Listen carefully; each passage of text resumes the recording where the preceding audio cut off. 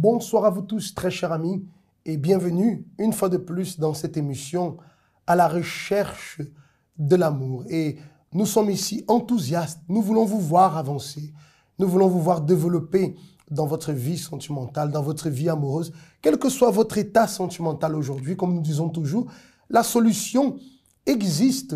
C'est la raison pour laquelle nous avons constamment, tous les jeudis, je dirais, cette conférence de la thérapie de l'amour qui est en train d'aider de nombreuses personnes. Monique, bonsoir. Bonsoir, bonsoir à vous tous. Et c'est vrai, Isaac, il existe à l'intérieur de nous cette soif de voir la vie de ces personnes avancer. Parce qu'une fois qu'on connaît cet amour intelligent, on a envie que tout le monde puisse le connaître aussi. Et la personne qui, par le passé, a vécu des situations, tu sais, souvent les personnes vivent.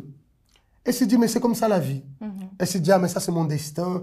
Il y a souvent des personnes qui disent comme ça, ma grand-mère n'était pas heureuse en amour, ma mère non plus ne l'était pas, alors je ne suis pas. C'est normal, c'est la vie, c'est comme ça. Chacun a ses difficultés. Ça veut dire, la personne se console un peu dans ce que les autres ont vécu. Et aujourd'hui, et on voit, lorsque la personne commence à mettre en pratique ces directions, elle voit une différence. Parce quoi? Pourquoi? Parce que ça lui ouvre la vision et comprend que finalement l'amour est quelque chose de tellement bon, de tellement merveilleux. Il y a des luttes dans le mariage, il y a des difficultés dans le parcours sentimental, mais c'est tellement bon parce que tout ce qui vient de Dieu est extrêmement bon. Oui, et parfois la personne qui nous regarde, comme tu viens de dire, né, elle a toujours entendu ça dans sa vie. Et c'est comme si elle vit dans une zone de confort déjà. Elle est tétanisée avec la situation dans laquelle elle a vécu jusqu'aujourd'hui.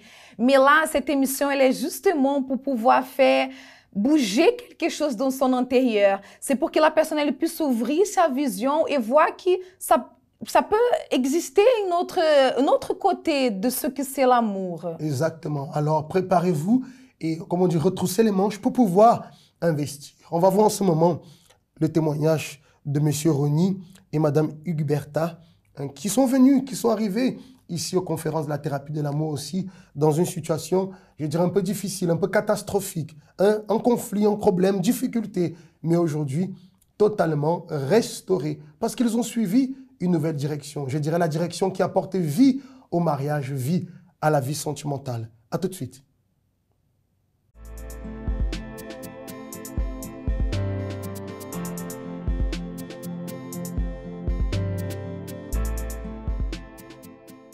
La thérapie d'amour, pour moi, c'est l'école. Parce qu'avant, je ne pense pas pour marier, parce que j'ai passé beaucoup de choses que je n'ai pas appelé pour être avec quelqu'un. C'est juste pour rester avec mes enfants. Mais après les centre d'accueil avec la thérapie de l'amour, je pris beaucoup de choses que je ne connais pas, j'ai découvert beaucoup de choses et aujourd'hui, je suis là en bonheur avec, j'ai rencontré quelqu'un, je suis mariée, je suis heureuse avec mon mari. Avant moi, c'est un homme qu'il n'y a pas de confiance en moi-même, même que confiance pour ma femme. Et de là, je commençais à participer à la thérapie d'amour. Je commençais à entendre la parole des pasteurs, les paroles qui sortaient de l'hôtel. Je mettais en pratique et je commençais à changer moi-même. Et maintenant, il y en a beaucoup de confiance pour ma femme, même qu'elle partait 12 mois, 6 mois, j'étais tranquille parce que ma femme, elle est là, l'amour de Dieu. Je confie en Dieu, confie au Seigneur Jésus-Christ, c'est tout.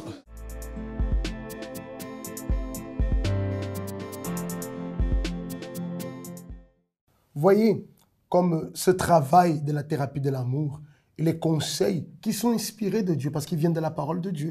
C'est la raison pour laquelle on voit tellement de vies restaurées, des couples restaurés, le cas ici de Rony et Huguberta qui ont pu se restaurer. Lui étant jaloux, et on sait comment la jalousie peut détruire un couple.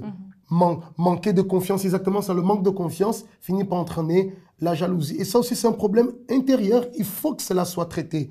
Et quand cela est traité, alors, tout change véritablement. Oui, parce que c'est pas la situation à mon côté, autour de moi, qui doit changer pour que je puisse être heureuse. Je dois d'abord changer dans mon intérieur. Parce que même si la situation à l'extérieur elle n'est pas favorable, elle ne va pas contaminer ce qu'il y a à l'intérieur de moi lorsque je suis bien. Et nous avons parlé aujourd'hui du deuxième point. Lundi, nous avons parlé que le mariage, c'est l'engagement avec le corps. Aujourd'hui, le célibataire, il regarde, il analyse. Ah, elle me plaît. Ah, il me plaît. Ou souvent même, je veux dire, dans les critères qu'elle s'est donnés, ce n'est pas vraiment ça. Mais nous avons expliqué que dans le mariage, le corps n'appartient plus à l'épouse. Le corps de l'épouse n'appartient plus à l'épouse. Et le corps du mari ne lui appartient plus. Pour cela, voyez la vidéo du lundi pour suivre attentivement ces 3 points qui sont extrêmement importants. Le deuxième point, nous allons dire, le mariage, c'est l'engagement avec l'âme. Oui.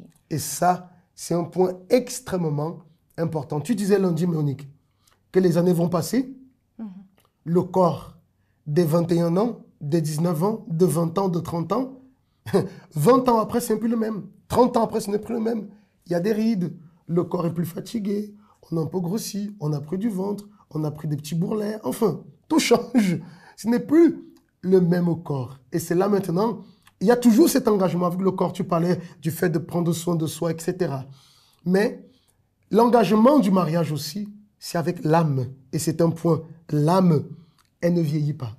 Oui, parce que si la personne, elle se marie aussi seulement avec cet engagement dans le corps, quand les années vont passer, ce mariage-là, il est voué à l'échec, complètement. On voit beaucoup de mariages comme ça. Ah, elle n'est plus pareille. Le corps, ce corps jeune, c'est plus ce même corps. Alors il commence à chercher, parce qu'il n'a pas d'engagement avec ce corps. Parce que s'il a un engagement avec ce corps, il ne va pas voir ailleurs. C'est là où rentre alors l'importance de l'engagement avec l'âme. Oui, parce qu'il faut avoir cet engagement avec l'âme, ce plaisir d'être avec la personne, cette envie que la personne est là d'être à côté de cette personne. Donc, avoir ce compromis avec l'âme de l'autre personne aussi, c'est très important. Finalement, c'est ce que la personne, elle est. On dit souvent célibataire. Le célibataire ou la célibataire, on va dire, a l'intérêt pour quelqu'un. Ah, j'aime tellement son sourire, j'aime tellement sa démarche. Ah, j'aime ce que je vois. OK. Maintenant, il y a la deuxième phase, c'est l'âme. Qu'est-ce qu'il y a dans l'âme? Est-ce que l'âme va correspondre? Parce que parfois dans l'âme, l'âme est méchante, l'âme est jalouse, l'âme manque de confiance, l'âme n'a pas d'assurance. Ça veut dire elle est remplie de plein de choses négatives. Et ça rentre dans ce que nous parlons toujours, le traitement intérieur. Comme le mariage, c'est avec l'âme, il faut que la personne intérieurement, elle soit traitée. Parce que cette âme doit apporter à l'autre personne. Parce que si cette âme n'apporte rien, alors le mariage sera bancal. Oui, et tout ce que tu viens de parler construit aussi à l'intérieur de l'autre personne cette envie de s'attacher, si on peut dire comme ça, à l'autre personne. Parce que personne va avoir cet engagement avec l'âme en regardant avec les yeux physiques. Parce que les yeux physiques ne voient pas l'âme de l'autre personne. Mais il faut être à côté, il faut connaître, il faut observer. Les attitudes. Voilà, pour commencer à voir, et si je peux dire comme ça, être amoureuse de cette âme. Là. Exactement, c'est ce que la personne est intérieurement. Il faut voir, ah, c'est une bonne personne, c'est une personne sympathique, c'est une personne, elle n'est pas colérique, parce que parfois, parfois, le corps est beau, il est bien, mais il va vieillir. C'est ça que j'allais dire, parce que parfois, il y a même, excusez-moi de te couper, il y a des personnes qui regardent certains couples et qui disent comme ça, mais oh, je ne sais pas comment cette fille elle a pu s'intéresser à ces garçons, ou ces garçons qui s'intéressent pour cette fille. Il y a les deux côtés de la chose. Parce, parfois, c'est parce que la personne, elle ne sait pas qu'est-ce que cette fille, elle a trouvé de bon dans ces garçons. Peut-être elle est quelqu'un de tellement agréable, sa manière d'être... Sympathie. Voilà, attirer cette personne. Elle rassure. Et parfois, oui, comme je dis, parfois, l'apparence physique n'est pas quelque chose de... Mais la personne qui voit de l'extérieur ne sait pas. Mais celle qui vit à son côté, ou celui qui vit aux côtés de cette femme, il sait ce que cette femme lui apporte. Et c'est là, parce que le mariage, c'est l'engagement avec l'âme. Comme on dit toujours, on se marie pour donner. On doit donner à l'autre personne.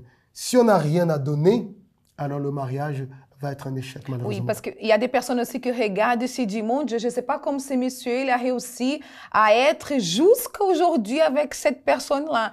Parce que les gens, même qui regardent de l'extérieur, elle dit, même ceux qui sont à l'extérieur n'arrivent pas à vivre avec cette personne. Imaginons celui qui est toujours à côté de cette personne. Exactement. Donc, c'est très important de prendre soin de son intérieur. Comme on voit ici, ils ont pu traiter leur intérieur pour pouvoir aujourd'hui vivre cette relation saine. Alors, vous qui êtes mariés, n'oubliez pas, le mariage, c'est aussi l'engagement avec l'âme. Et vous qui êtes célibataire, ne vous limitez pas à voir la personne belle, le monsieur, le jeune homme beau, mais cherchez à savoir ce qu'il y a dans l'âme.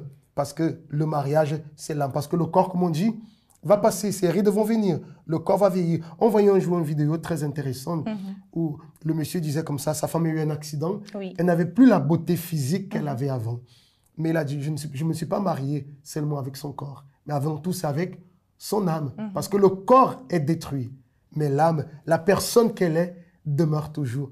Et ça, c'est très, très important. On voit, Isaac, parfois, beaucoup de personnes, des couples qui malheureusement, leur mariage vient à l'échec parce qu'un des parties sont en train de trop fixer sur le corps physique. Combien de messieurs et parfois même malheureusement des dames qui sortent du mariage en voulant avoir quelqu'un de plus jeune. Mais la personne, elle ne vise pas que, par exemple, le monsieur qui se marie avec une dame qui est jeune aujourd'hui, le temps passe, même si le corps physique, il vieillit, mais il ne va pas pouvoir trouver dans l'autre personne qui est plus jeune la même paix que parfois il est allé trouver à côté de sa femme, la compréhension, le calme, tu vois. Donc, surtout même que cette personne jeune qu'il a trouvée va vieillir. Et qu'est-ce qu'il va faire? Il va changer à nouveau. Non, c'est une erreur. C'est une erreur. Le corps, on sait qu'il va passer. Quand on a parlé du corps, on n'a pas parlé dans le sens de la beauté, mais dans le sens de ce que le mari doit à l'épouse et ce que l'épouse doit au mari. On sait que le corps ne sera pas le même et que chacun, bien sûr, doit toujours prendre soin de son corps. Mais c'est l'âme qui va demeurer. Ce que la personne est, ce qu'elle vous apporte. Ça, c'est extrêmement important. On marque une courte pause et on revient déjà pour la conclusion. Avez-vous des questions à propos de la vie amoureuse?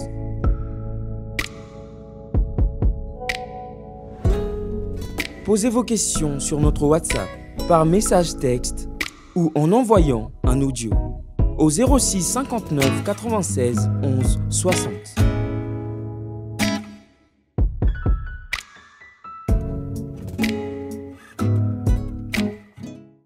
Voilà, nous arrivons donc à la fin de cette émission. N'oubliez pas que demain, c'est le grand jour, jeudi, où nous allons nous rencontrer alors dans cette conférence de la thérapie de l'amour, ici à Paris, à Évry-Couronne, ou alors à Nantes et à Lyon, qui vivent aussi ces moments de conférence. Ici à Paris, ce sera à 20h dans les branches que j'ai citées, à 19h30. Vous pouvez retrouver l'ensemble de nos adresses d'ailleurs qui défilent sous le bas de l'écran. Si vous voulez, vous avez une question, vous avez un doute, vous pouvez nous écrire.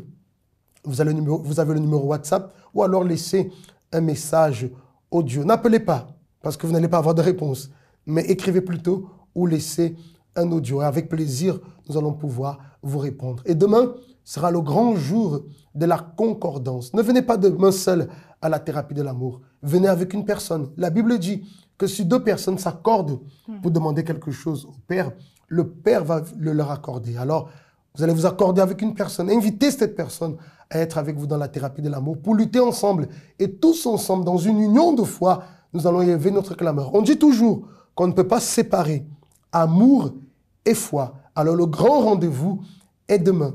Et nous vous laissons déjà avec ce spot qui nous parle de la marche, la promenade de l'amour, de Love Walk que nous aurons le 28 septembre. Dans la vidéo, vous aurez tous les détails.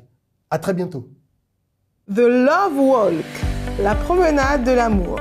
Une opportunité pour les célibataires, amoureux et fiancés d'apprendre à connaître une personne ou de prendre le courage d'aborder cette personne spéciale. Une porte ouverte pour les mariés de développer la communication dans le couple et d'aborder les sujets qui sont négligés dans le jour à jour.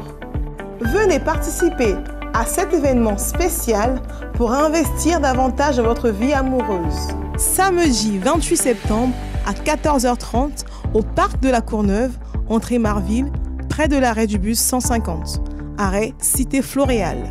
Obtenez votre kit dans le CAU le plus proche de chez vous.